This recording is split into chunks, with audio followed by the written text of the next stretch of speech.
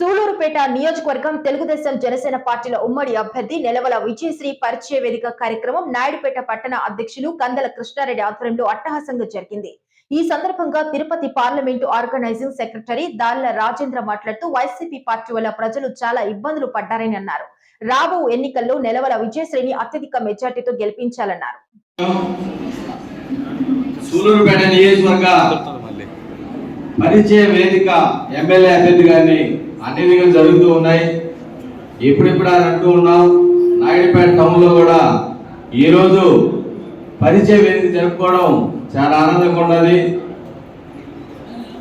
మనం 5 ఏళ్ళు అవుతూ ఉంది, 2 నెలలు అటు ఇటు. 5 ఏళ్ళ నుంచి కూడా ప్రతి ఒక్క తెలుగుదేశం పార్టీ కార్యకర్త ఏ విధంగా కష్టపడితే ఈ రోజు తెలుగుదేశం పార్టీ కార్యకర్తలు కావచ్చు, లీడర్లు కావచ్చు ఉంటారని చెప్పి నేను తెలియజేస్తూ ఉన్నా.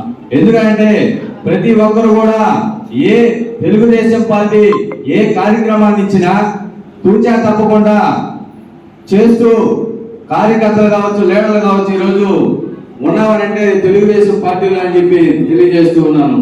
ఈరోజు నెలవల సుబ్రహ్మణ్యం గారి ఆధ్వర్యంలో మనమందరం కూడా 4.5 సంవత్సరాలు పనిచేసాం.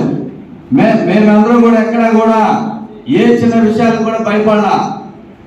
మా వెనక విజయన్న కావచ్చు, అదేవిధంగా సతీష్ అన్న కావచ్చు, నెలవల సుబ్రహ్మణ్యం గారు ఎండుండి మమ్మల్ని అందరం కూడా కార్యకర్తలు నడిపిస్తూ ముందుకు పోయారు. ఈరోజు మనకు ఎలక్షన్ టైం దగ్గర వచ్చేసింది. 2019లో మనం పోలింగ్ బూత్ గారు ఏ విధంగా ఫెయిల్ అయ్యామో మనందరికీ తెలుసు. 63,000 ఓట్లు వైఎస్ఆర్సీపీకి ఎందుకు వచ్చాయంటే మనం లేక వచ్చాయి. తెలుగుదేశం పార్టీ ఓటర్స్ కావచ్చు, ప్రతి ఒక్కరు కూడా వేసేదానికి సిద్ధంగా ఉంటే మనం అక్కడ లేకుండా పోయాం.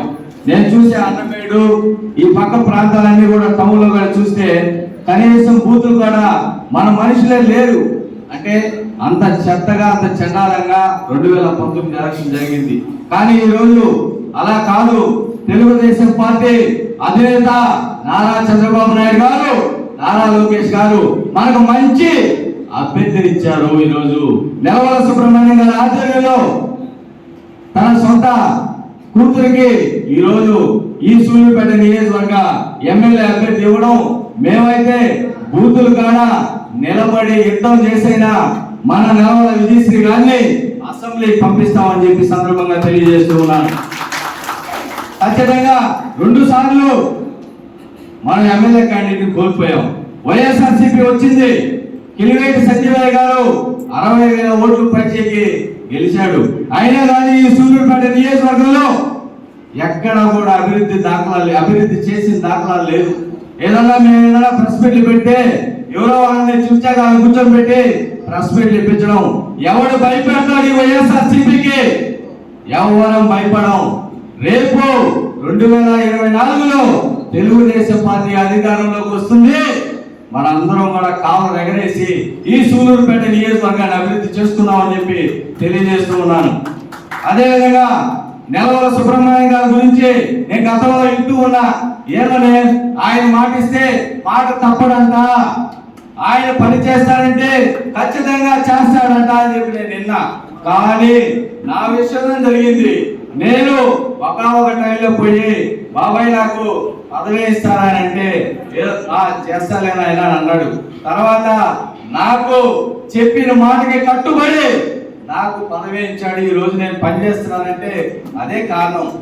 అదే విధంగా కందల కృష్ణ గారు కావచ్చు, ఈ టౌన్ లో విరుచితంగా పోరాడాం. మేమందరం కూడా మాకు తారతమ్యాలు లేవు, ఎక్కడ గ్రూపులు లేవు, అవసరం లేదు కూడా. 2019లో కోల్పోయినట్టు మనం మళ్ళీ కూడా 24 కోల్పోకూడదు. మనం తెలుగుదేశం పార్టీ అభ్యర్థిని నెలవల విజయశ్రీ గారిని గెలిపించుకొని నారా చంద్రబాబు నాయుడు ఈ సూలూరుపేట నియోజకవర్గ అభ్యర్థిని గిఫ్ట్ గా మనం శాసనసభకు పంపిద్దామని చెప్పి తెలియజేస్తూ, ఈరోజు మాకు మంచి నాయకులు ఉన్నారు. విజయభాస్కర్ గారు మేము చూసాం, తరాల నుంచి చూస్తా ఉన్నాం. 20-25 ఏళ్ళ నుంచి అన్నగారి నాయకత్వాన్ని మేము చూస్తూ ఉన్నాం. ఈ రోజు మాకు పనిచేసే అవకాశం వచ్చింది. ఖచ్చితంగా ఆయన సారథ్యంలో ఈ సూలూరుపేట నియోజకవర్గ నాయుడుపేట పట్టణంలో కావచ్చు, ఎక్కడ కూడా ఆయన అడుగుజాడలో పనిచేస్తామని చెప్పి సందర్భంగా తెలియజేస్తూ ఉన్నాను. అదేవిధంగా మాకు రఘునాథ్ రెడ్డి గారు అంటే పార్టీకి సమర్థ్యుడు. ఆయన చనిపోయిన తర్వాత ఆయన కుమారుడు గూడూరు సుబ్బిరెడ్డి గారు వచ్చారు. మేమందరం కూడా ఆయన గారు స్వాగతిస్తున్నాం. ఆయన నాయకత్వాన్ని కూడా స్వాగతిస్తున్నాం అని చెప్పి సందర్భంగా తెలియజేస్తా ఉన్నాం. అదేవిధంగా వేనాడు సతీష్ అన్న గారు గతంలో మున్రెడ్డి గారు కొడుకు, మేము మున్రెడ్డి గారి కొడుకుతో కనీసం మేము చూడాల. ఈ రోజు మున్రెడ్డి గారి కుమారుడు సతీష్ అన్న గారిని ఈ రోజు పరోక్షంగా ప్రత్యక్షంగా చూస్తూ ఉన్నాం. ఆయన నాయకత్వాన్ని కూడా చూస్తూ ఉన్నాం. ఆయనతో కూడా పనిచేస్తూ ఉన్నాం. ఆయన కమిట్మెంట్ మాట చెప్తే మడవ తిప్పుడు. మేము కూడా ఖచ్చితంగా ఆయన అడుగుదల నడుస్తూ ఈ రోజు లాస్ట్ గా సూలూరుపేట నియోజకవర్గంలో నాయుడుపేట పట్టణంలో ఎక్కడ కూడా తెలుగుదేశం పార్టీ కార్యకర్తలు విరుద్ధంగా పోరాడితేనే ఈ రోజు మనం ఇక్కడ సభలో కూర్చున్నాం అని చెప్పి తెలియజేస్తూ ఉన్నాను. దయచేసి కష్టపడిన కార్యకర్తల్ని, మహిళల్ని ఎవరు కూడా మర్చిపోకూడదని చెప్పి సందర్భంగా తెలియజేస్తా ఉన్నాం. ఈ రోజు వాళ్ళకి మనం సరైన గౌరవం ఇస్తేనే వాళ్ళు 10 మంది ఆడవాళ్ళకి పోయి చెప్పగలుగుతారు, వాళ్ళు 100 మందికి పోయి చెప్పగలుగుతారు. మనం ఫస్ట్ కూడా మనం మహిళల్ని గౌరవించుకోవాలని చెప్పి సందర్భంగా తెలియజేస్తా ఉన్నాను అధ్యక్షుడు గారికి. అదేవిధంగా మాకు రఫెన్న 786 రఫెన్న గారు గతంలో నెలవల సుబ్రహ్మణ్యం గారు ఆయనకి ఏ విధంగా రాజకీయ గురువు దురంధుడు అయితే నాకు రఫెన్న అని చెప్పి సందర్భంగా తెలియజేస్తా ఉన్నాను. నాకు అవకాశం రాలా. అన్న ఇంటికాడ చిన్న సభ పెట్టాడు, వందలాది మంది వచ్చారు. కానీ వాళ్ళ తమ్ముడి గురించి, రాజధాని గురించి గొప్పగా చెప్పాడు. మా అన్న గురించి నేను చెప్పలేకపోయా. కానీ ఇది వేదిక ఇక్కడ పంచుకుంటూ ఉన్నా. రఫెన్న గతంలో నన్ను రాజకీయంగా పరిచయం చేసిన వ్యక్తి మా 786 రఫెన్న గారిని తెలియజేస్తా ఉన్నాను. ఈ రోజు టౌన్ లో విజయన్ ఉన్నారు, అదేవిధంగా కృష్ణారెడ్డి ఉన్నారు. మా